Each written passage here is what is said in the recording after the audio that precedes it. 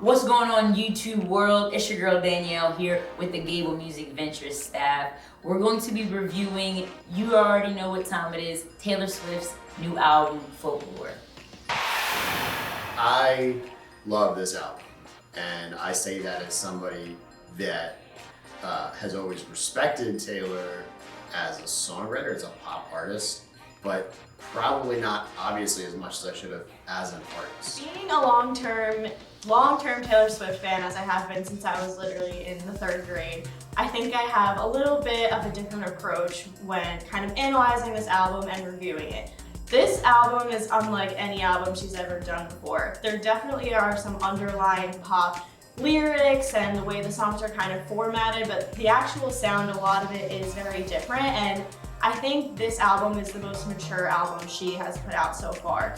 So I'm coming at this from a little bit of a different perspective. I'm more of a big band kind of person, lots of instruments, lots of sound, lots of beats and rhythms and moods, and I like to track the energy of the songs. I did feel like it was kind of more of a rainy day sort of album. It's interesting because it's released in the summer, so that kind of contradicts that a little bit. You'd expect summer songs and summer albums to be a little bit more hopeful and happy in summer. So that was definitely interesting.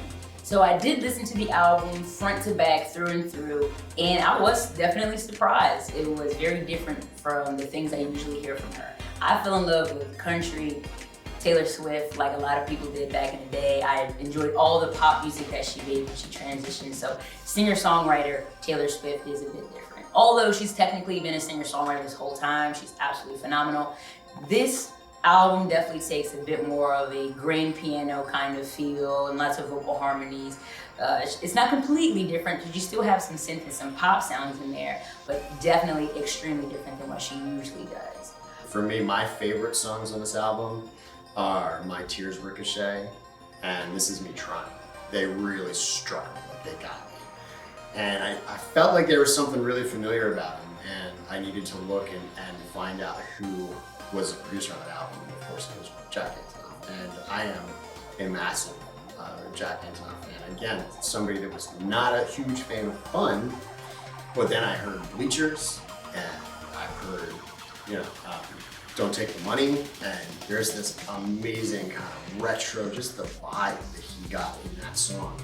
And that's the vibe that I think got brought over to the songs that he worked on with Taylor. One of the first things that really stuck out to me before the album even came out was the artwork of the album.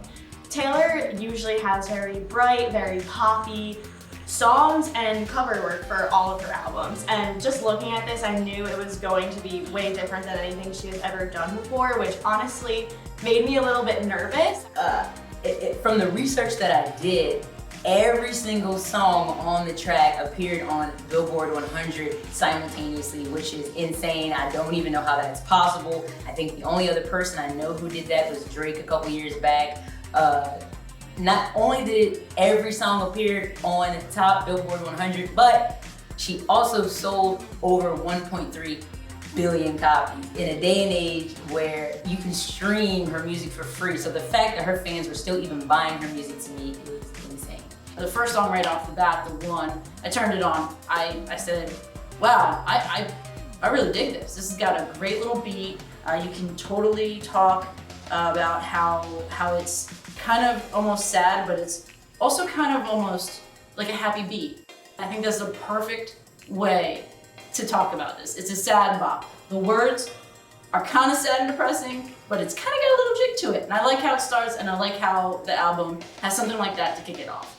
So a couple songs that she does this in are kind of all intertwined, and those are Cardigan, Betty, and August. So in these 3 songs, she's taking this story and telling it from 3 people's points of views, and those people are named James, Betty, and Inez. So the story kind of goes that James was dating Betty, they had a pretty good relationship, and then he ended up having a summer affair with Inez. Betty finds out and they break up. The first song kind of in this trio of songs is Cardigan, and that's from Betty's point of view, where she's reflecting on the relationship that she once had with James and just kind of reminiscing on all of it, but also realizing how it kind of felt looking back and knowing that there was somebody else involved in that relationship that she didn't know about. The next song after that is August. So this is from the point of view of Inez, and she's talking about here where she fell in love with this guy in August and thought it was going to be like the greatest love of her life, and she comes to find out he was already in a relationship and this person was never hers to begin with, and now she's feeling this heartbreak of a relationship she never really had, which I think is something that happens to a lot of people but isn't talked about a lot. And then lastly, the song Betty comes from the point of view of James, which kind of confused a lot of people when first listening to this song because coming from a female voice, it kind of mixes up the story a little bit. But this song is coming from the point of view of James, where he's kind of confessing to her that what he did was wrong and he messed up, and he realizes that she's living her best life now without him, but he realizes he screwed up and he wants to know what would happen if he tried to get her back. So I think the way the songs on these albums really connect with each other and play off of each other is really, really cool, and definitely a unique approach that not a lot of people have taken before. Last American Dynasty is also one of the coolest tracks on the record for me. I love songs that make you do a little bit of Googling and get a little bit of history, so this one is definitely something you should look up. Just a small little tidbit, it's actually about the house that she currently has, her Rhode Island house, not the one that she has in like LA or New York. Only God knows how many houses she has. But that one in particular in Rhode Island has a really cool history about it. If you listen to the song, they mention Holiday House and it seems to be about a woman, and that's exactly what it was. It was this really cool lady who married into a very rich family. They had ties in the Standard Oil industry. Her husband dies, leaves her a ridiculous amount of money, and she lives life her own way. She has a dance studio, she was a philanthropist, you know what I'm talking about. And she apparently terrorized her neighbors. But we know how people in small towns like to talk, so she was doing her own thing, living her own way, just like Taylor. Look it up. Her name was Rebecca West Harkness. Definitely a cool something to Google, and I think it's tight that Taylor Swift kept her legacy going in her album. When I'm talking about kind of dark and gloomy and stormy, one of the songs that comes to mind is Exile. I believe that's the one that has a collaboration with Bon Iver, you tell me. Has amazing harmonies. He starts off, she comes in, they go back and forth, there's a lot of wordplay. But overall, it's the first vibe you get when you just hop into it is this like dark and stormy kind of thing. I feel like this dark and stormy, again, just goes through the whole album, and it makes me really kind of wonder what she's going through and what she wants to say about these things. And this album does reflect more of, I think, what she wants to say. My Tears Ricochet is, I think, just an incredibly beautifully written song, and that's all Taylor. She wrote that song on her own. But I don't know if everybody knows what production means. I think some people just think it's a guy in front of a computer or a girl in front of a computer. And, you know, Jack Antonoff did all of that live instruments. You know, he's an incredible talent. And I think this album reflects what happens when brilliant people get together and really kind of are just creating to create. Major props to Aaron Dessner. Definitely a fan of The National. You know, not a band that I listen to on the regular. Like, again, the fact that he kind of co-wrote and helped produce 11 of the 16 tracks on this album. He's a genius. There's no other words for it. And you know, what blows my mind is that, you know, he's doing a lot of this work with Taylor, you know, while he's on tour with The National. And it's just to be able to kind of split your brain like that and be working on these multiple creative projects is really impressive. Another song that really stuck out to me on this album was Illicit Affairs, which is about exactly what it sounds like, about someone having an illicit affair with someone and trying to keep it secret and hide it from your friends that you're involved with this person even though you know you shouldn't be, and that's why it's so secretive, but there's just a part of you that's like, Noah, I want to keep doing this because what if it works out? What if it does turn into something great? Just in the chorus, it says, and that's the thing about illicit affairs and clandestine meetings and longing stares. It's born from just one single glance, but it dies and it dies and it dies a million little times. I think that little piece there is so important and so impactful. And one thing I love about Taylor is not only do the words portray what she's trying to say, but also the way she sings and the inflections in her voice in the song really are symbolic of how you would feel if you were going through this. The album is great. Sometimes I got a little lost. If I put it on repeat, there's a lot of songs that would get mixed into each other, and I didn't necessarily like that. But the songs that did stand out to me definitely did stand out to me. So a couple songs that I found myself not really remembering each and every time that I went back and listened through. They just kind of, like, I kind of just forgot they were there. Were MIRRORBALL and EPIPHANY. MIRRORBALL, just a little bit monotone for my personal taste. It didn't seem to be very dynamic. The energy was kind of the same the whole way through. EPIPHANY, on the other hand, just a little kind of angels in a choir sounding for me. I don't know. That kind of like in a church feel, not my thing, but also one of the less energetic songs that there were. 7, which oddly enough, it's not that I didn't remember it was there. It was just a very dreamy kind of feel for me, and I don't know, it just didn't take it as far as having something really exciting about it. I liked it. I mean, it kind of made me feel like I was laying in the grass, looking up at the flowers and just remembering and reminiscing. One of those songs was HOAX, and it's a beautiful song. It reminds me of Soon You'll Get Better from her last album, Lover, where there's not a lot of instrumentation in it. It's very simple, but the lyrics are so deep and so almost like just dark and depressing that I like don't want to listen to it because I don't want to feel that way, if that makes sense. So one of my favorite songs on the track are Mad Woman. I really like hearing Taylor Swift explain to everybody what it feels like to be gaslit as a woman and what it feels like to snap back.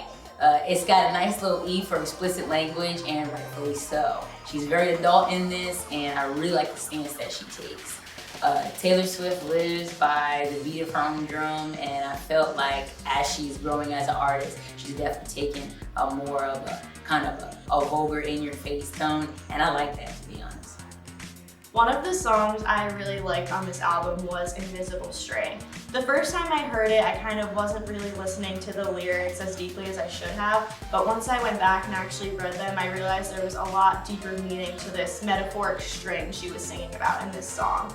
It actually comes from an old like myth, folktale type of story about something called the red thread of fate, which basically tells how there's this red thread between two people that are meant to be together, and that's what's ultimately going to tie them together at the end of their lives, and that's what Taylor is singing about here. We have one of my favorites, Invisible String, and I think I really like it because I tend to like the little ukulele-ish nylon string instrumental type bits that are happening in there. I feel like it gives it a nice little break in the rest of the whole album, which is more kind of sad and gloomy. You've got a little bit of this peppy ukulele kind of happy thing. Along those lines, you've got Betty, which has some great harmonica in it, and again, it just brings it up just a little bit. Gives you a little bit more kind of like a hopeful feeling, a little bit just happier kind of vibe in general. And then you've got Last Great American Dynasty, which when you put that on, I mean, that's got energy too. So this isn't a completely gloomy album. This isn't completely sad and rainy day kind of thing. This has got a good balance. I mean, overall, it's a little bit gloomy, but it's got some balance, and I don't think you're gonna get tired of listening to it, because as soon as you get through a couple songs that are kind of slower, you're gonna get something to pick you back up again. Especially starting off with the one, which is a little bit, peppier to begin with. Another song, again, that I don't catch myself listening to a lot is Peace. And I don't really know why. I guess because it's another one of those ones that is very simple. It has like a really cool, like, muted electric guitar throughout the song, which is pretty cool. And other than that, there's not a lot of instrumentation, so the sound's definitely very unique. And the concept of the song is really cool also. She's talking to someone really about their relationship and how she feels like she can give all of these things to that person, but she'll never be able to give them the feeling of just having peace. And sometimes when you feel like you're in the right relationship, everything just feels peaceful and it just works because it's supposed to work. And she's trying to say to this person, like, I'm never going to be able to give that to anyone, and is that enough for you? Like, I can give you X, Y, and Z, but I cannot give you peace. Are you willing to stay? You know, I don't think Taylor set out to have an album that had the same kind of commercial success that she usually sets out to achieve. And then, of course, I think that this has only broadened her appeal tenfold. I know me now, again, I went from being, appreciative of her ability of a pop songwriter to a huge fan, like legitimately a big fan now of her as an artist. And I have no doubt that that's probably what she was hoping to achieve, and she job well. So that's it. That's how we feel about it. You like it? Do you not like it? You agree? You disagree? Tell us. We want to know. Let us know what's going on down in the comment section. Like it if you like it. Share it with your friends. Be sure to subscribe and smash that little bell button on the side so whenever we put out new content, it'll come to you first. Thank you so much. We love you. We love you. We'll see you soon.